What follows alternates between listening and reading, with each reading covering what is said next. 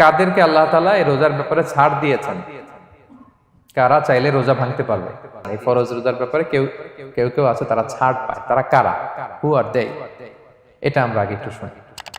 তাহলে those who এক্সাম্পটেড from fasting, যারা exemption পেয়েছে, ছাড় পেয়েছে, তাদের মধ্যে থেকে প্রথম হচ্ছে শিশুরা, আসিবিয়ান। শিশুদের উপর রোজা ফরজ না, যতক্ষণ না তারা ম্যাচিউরড হয়। শিশুদের উপর কিন্তু রোজা ফরজ না, প্রাপ্তবয়স্ক হওয়ার আগ পর্যন্ত ফরজ না। তাই বলে আবার শিশুদেরকে রোজা রাখতে বাদ সাধবেন না, রাখতে দিবেন। আমার বড় মেয়ের বয়স 8 বছর, সে গতকাল রোজা রেখেছে, সে মহা খুশি। সে কখনো অডিও কল দেয়, কখনো ভিডিও কল দেয়, কখনো ইফতারের ছবি পাঠায়। মানে এটা তাদের মধ্যে কিন্তু একটা অনেক চমৎকার একটা ভালো ইমেজ কাজ করে। তো আপনারা বাধা দিবেন না যদি রাখতে চায়। অনেক বাবা মারা এত সচেতন, এত অতি সচেতন যে ছেলে মেয়েরা রাখতে চায় কিন্তু বাবা মারা দিতে চায় না। 1-2 দিন না খেয়ে থাকলে বাচ্চারা মরে যায়, কিন্তু তার মধ্যে এই যে একটা স্পিরিচুয়াল একটা কি বলবো ভাইব আসলো, একটা স্পিরিট আসলো, এটা যেন আমরা নষ্ট না করি। আমার মনে আছে বৈশাখী টেলিভিশনে একটা লাইভ প্রোগ্রামে এক ছোট্ট মেয়ে প্রশ্ন করতেছে যে, হুজুর আমি তো রোজা রাখতে চাই, আম্মু আমাকে রাখতে দেয় না, তো আম্মুকে একটু বলে দেন যাতে আমাকে রাখতে দেয়। ছোট্ট একটা মেয়ে, সে ফোন করে আমাকে প্রশ্ন করলো।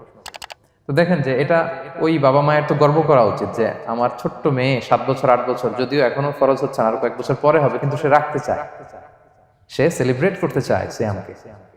তা আমরা যেন তাদেরকে বাধা না দেই, আমরা যেন তাদেরকে ইন্সপায়ার করি।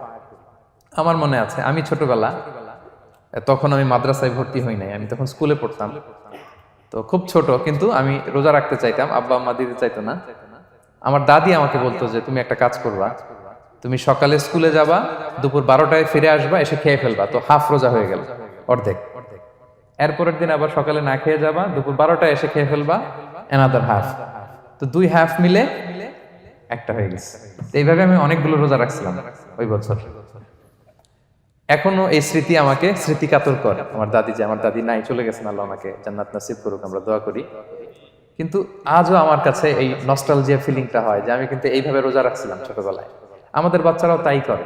সো ওদের মধ্যে যে এই আবেগ, এই উচ্ছ্বাস, এটাকে যেন আমরা নষ্ট না করি। বাট লিগালি তাদের উপর রোজা ফরজ হয়নি, প্রাপ্তবয়স্করা রাখবে, তাইলে ওদের রাখা লাগবে না। নাম্বার 2, মাজনুন, পাগলদের উপর রোজা ফরজ হয় না। যারা পাগল তাদের উপর ফরজ হয় না। একটা হাদিস শোনাই, আল্লাহ রাসূল সাল্লাল্লাহু আলাইহি ওয়াসাল্লাম বলেছেন, আমি সবকিছু খুব প্রিসাইজলি বলছি যেহেতু আমাদের সময় কম। রুফি আল কালাম আন সালাসা, 3 ব্যক্তির উপর থেকে শরীয়তের কলম উঠিয়ে নেওয়া হয়েছে।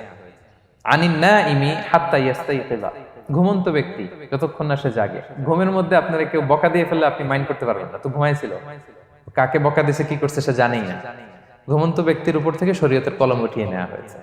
আনি সবিগি হাত্তা ইয়াহতালিমা, শিশু যতক্ষণ না সে প্রাপ্তবয়স্ক হয়। ওয়া আনিল মাজনুনি হাত্তা ইয়াকিলা, পাগল যতক্ষণ না সে সুস্থ হয়। এই 3 শ্রেণীর ব্যক্তি থেকে শরীয়তের কলম উঠিয়ে নেওয়া হয়েছে। বুঝতে পেরেছেন? আচ্ছা, 2টা গেল। 3 নাম্বার হচ্ছে মারিদ। আপনি যদি খুব অসুস্থ হন তাহলে আপনি রোজা ভাঙতে পারবেন, যেটা আমরা ওই যে ইন্ট্রোডাক্টরি ডিসকাশনে বলেছি যে অসুস্থ হলে আপনি রোজা ভাঙতে পারবেন। 4 নম্বরে হচ্ছে মুসাফির, ট্রাভেলার, যদি আপনি লম্বা সফর করেন আপনি রোজা ভাঙতে পারবেন। এটা ন্যূনতম সীমা হচ্ছে 48 মাইল।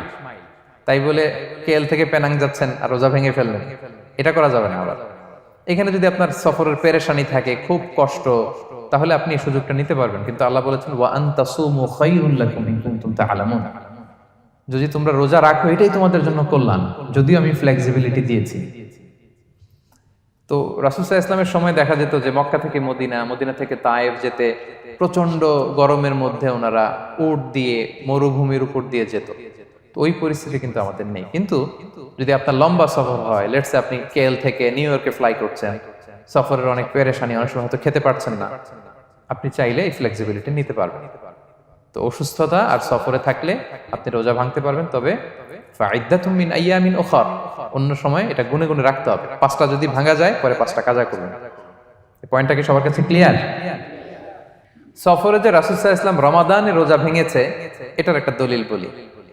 আপনারা মক্কা বিজয়ের নাম শুনেছেন না? রাসূল সাল্লাল্লাহু আলাইহি ওয়াসাল্লাম হিজরত করলেন, পরে আবার বিজয় করলেন। এই মক্কা বিজয় কত হিজরিতে হয়েছে কে বলতে পারবেন? হ্যাঁ, হিজরি বলেন তো দেখি। অষ্টম হিজরি, মাশাআল্লাহ। অষ্টম হিজরিতে রাসূল সাল্লাল্লাহু আলাইহি ওয়াসাল্লাম যখন মক্কা বিজয় করতে যান, এটা কোন মাস ছিল জানেন? হ্যাঁ, রমাদান মাস। রমাদানের 20 তারিখে মক্কা বিজয় হয়েছে, 20 রমাদান। তো রাসূল সাল্লাল্লাহু আলাইহি ওয়াসাল্লাম মদিনা থেকে মক্কায় যাচ্ছেন বিশাল বাহিনী নিয়ে।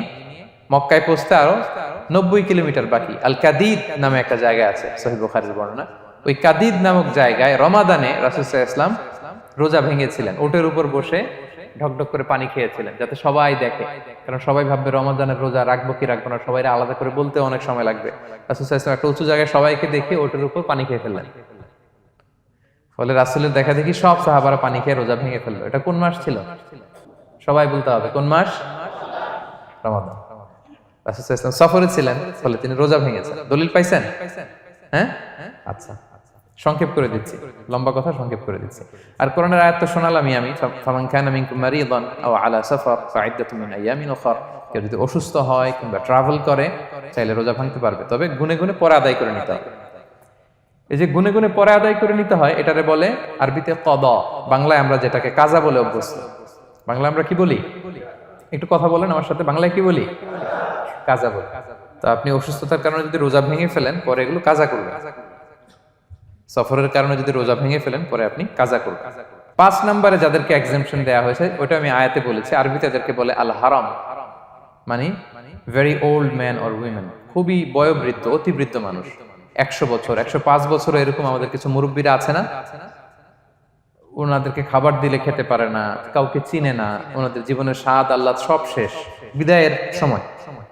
ওই সময় উনি আর কি রোজা রাখবেন? এজন্য আল্লাহ তাআলা ওনাদেরকে ছাড় দিয়েছে।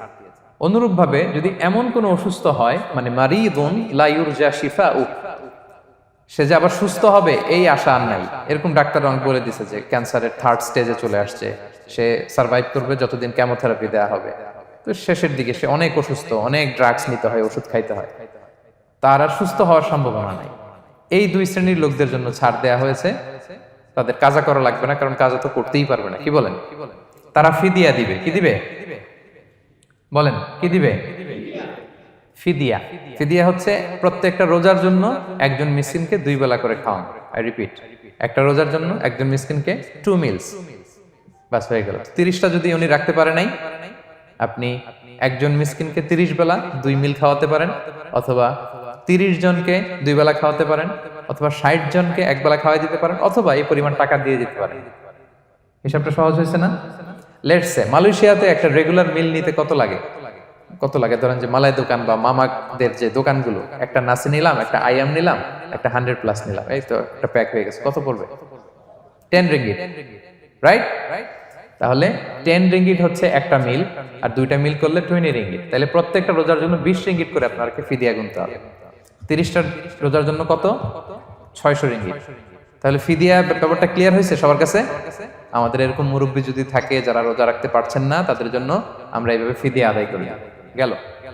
ইমাম মালিক আলাইহি রাহমা, মালিকি মাযহাবের ইমাম, উনি ওনার শেষ জীবনে খুব অসুস্থ ছিলেন। উনি ওনার শেষ জীবনের রমাদানে রোজা রাখতে পারেন নাই, এত বয়স হয়ে গেছিল, রোজা রাখতে পারেননি। তো উনি 30 জন মিসকিনকে এনে গোশত আর রুটি খাওয়াই দিয়েছিলেন একসাথে, ফিদিয়া আদায় হয়ে গেছে। তো এরা ছাড় পাবে। 6 নাম্বার হচ্ছে আসহাবুল আমাল আশ-শাক্কা, যারা খুব কঠিন কাজ করে।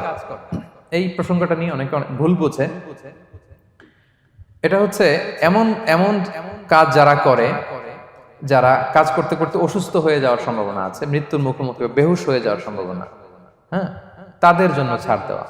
ব্যাপারটা এমন না যে কেউ মরুভূমিতে কাজ করে সে রোজা ভাঙতে পারবে, কেউ রিক্সা চালায় কেউ রোজা ভাঙতে পারবে, কেউ স্টোন ক্র্যাশে কাজ করে সে রোজা ভাঙতে পারবে, এরকম।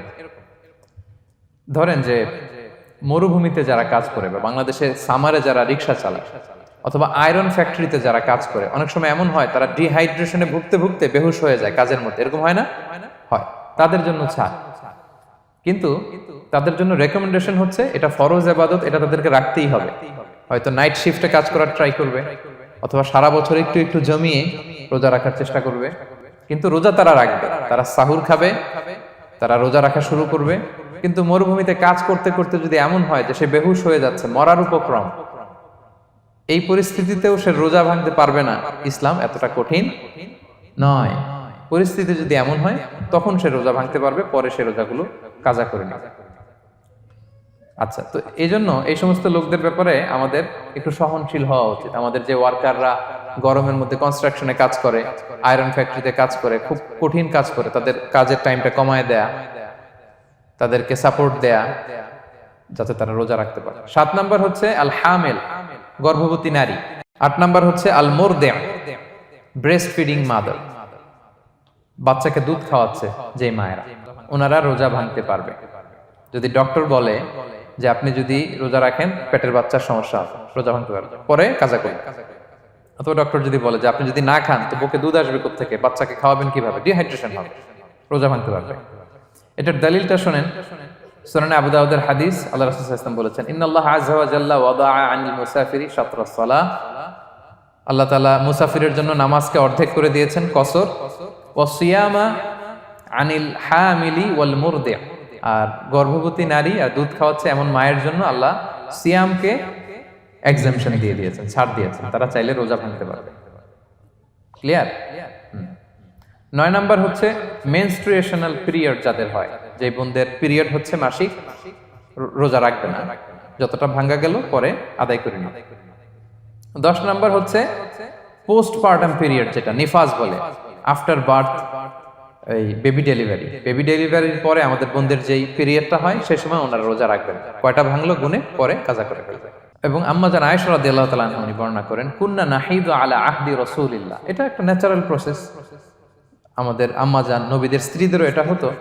তিনি বলতেন যে আমাদের যখন পিরিয়ড হতো, সুম্মা নাতহুর, এরপর যখন আমরা সুস্থ হয়ে যেতাম, ফায়ামুরুনা বিকাদাইস সিয়াম, রাসূল সাল্লাল্লাহু আলাইহি ওয়াসাল্লাম আমাদেরকে রোজাগুলো কাজা করতে বলতো, ওয়ালা ইয়ামুরুনা বিকাদাইস সালাহ, নামাজ কাজা করতে বলতো না। আমাদের বোনরা পিরিয়ডের কারণে যে নামাজগুলো চলে যায় এগুলো কিন্তু পড়তে হয় না পরে, কিন্তু রোজা যদি ভাঙা হয় সেগুলো কি করতে হয়, রাখতে হয়। একটা মজার হাদিস শোনেন, আম্মা জান আয়েশা রাদিয়াল্লাহু তাআলা আনহা বলেন যে আমার যে রমজানের ভাঙতি রোজাগুলো ছিল আমি সারা বছর রাখতাম না, আমি হাদিস পড়তে গেলে অনেক সময় লেগে যাবে, সারা বছর আমি রাখতাম না, এটা আমি শাবান মাসে রাখতাম। কোন মাসে? শাবান মাসে। কেন? কারণ রাসূল সাল্লাল্লাহু আলাইহি ওয়াসাল্লাম নিজেও রমাদানের পরে সবচাইতে বেশি নফল রোজা যেই মাসে রাখতেন সেটা হচ্ছে শাবান মাস। এই যে এই মাসের আগে যে মাসটা আমরা কাটায় আসলাম শাবান, এই শাবান মাসের প্রায় পুরো মাসে রাসূল সাল্লাল্লাহু আলাইহি ওয়াসাল্লাম রোজা রাখতেন। তো আম্মা জান আয়েশার যে ভাঙতি রোজাগুলো উনি সারা বছর না রেখে ওই সময় রাখতেন, হাজবেন্ড ওয়াইফ দুইজনেই রোজাদার। ব্যাপারটা সুন্দর না অনেক? দুইজনেই, যেহেতু আমার হাজবেন্ডও রাখতেছে তো আমিও এই টাইমে রাখি, এইভাবে উনি বুদ্ধি করে ওনার রোজাগুলো রেখে দিতেন, উনি শাবান মাসে রাখতেন। কারণ তিনি রাসূল সাল্লাল্লাহু আলাইহি ওয়াসাল্লামের ব্যাপারটা খেয়াল করতেন। এমন হতে পারে যে অন্য মাসে যদি উনি রোজা রাখেন দিনের বেলায়, রাসূল সাল্লাল্লাহু আলাইহি ওয়াসাল্লাম হয়তো আম্মা জান আয়েশা রাদিয়াল্লাহু তাআলা আনহার সঙ্গ পেতে চাইতে পারেন দিনের বেলায়, সো এটা রাসূল সাল্লাল্লাহু আলাইহি ওয়াসাল্লামের জন্য কষ্টকর হবে, আর উনি তো রোজা রেখেছেন, সো উনিও প্ল্যান করে এমন সময় রাখতেন যে সময় রাসূল সাল্লাল্লাহু আলাইহি ওয়াসাল্লাম নফল রোজা রাখতেন, শাবানে রাখতেন। তো আমাদের বোনরা এই কাজটা করতে পারেন, শাবানে আপনারা এগুলো রাখতে পারেন। এই পয়েন্টটা শেষ। এই লোকেরা রোজা ফরজ হওয়ার পরেও ছাড় পাবে, আর যে সমস্ত ক্ষেত্রে ভাঙতে পারবে তারা পরে এগুলো কাজা করবে। কাজা মানে একটা রোজার জন্য একটা রাখা, একটার জন্য একটা রাখা। আর ফিদিয়া মানে কি একজন বলতে পারবেন? বলেন। মাশাআল্লাহ, একটা রোজার জন্য একজন মিসকিনকে 2 বেলা খাওয়ানো, আর 30টা রোজার জন্য 60 বেলা। এই তো হয়ে গেল, বুঝে গেছেন আপনারা। Be a part of our vision. Do listen and share the khair.